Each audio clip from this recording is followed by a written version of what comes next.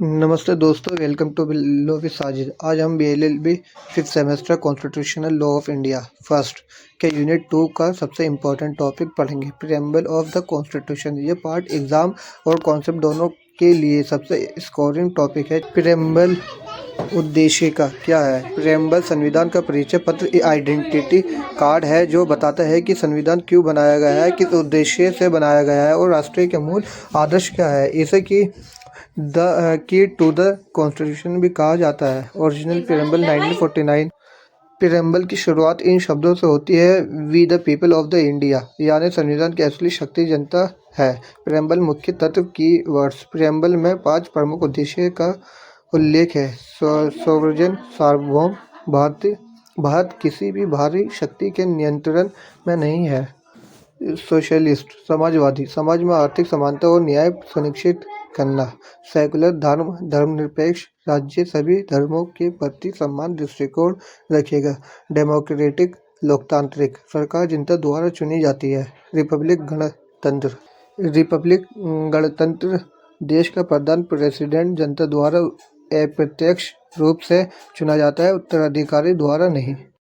Preamble के लक्ष्य, objective. संविधान 4 प्रमुख लक्ष्यों को प्राप्त करना चाहता है। जस्टिस, न्याय, सामाजिक, आर्थिक, राजनीतिक, लाइबर्टी, स्वतंत्रता, विचार, अभिव्यक्ति, विश्वास, धर्म और पूजा की स्वतंत्रता। इक्वलिटी,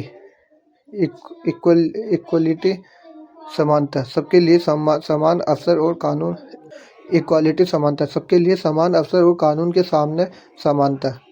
फ्रेटर्निटी, बंधुता, देश में भाईचारा, राष्ट्रीय एकता और अखंडता को बढ़ावा देना। क्या प्रीएम्बल कानूनी रूप से लागू किया जा सकता है?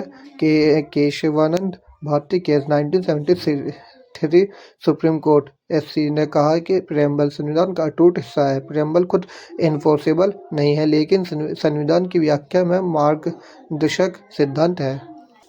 42nd amendment 1976। इस संशोधन से प्रीएम्बल में 3 शब्द जोड़े गए, सोशलिस्ट, सेकुलर, इंटीग्रिटी, अखंड।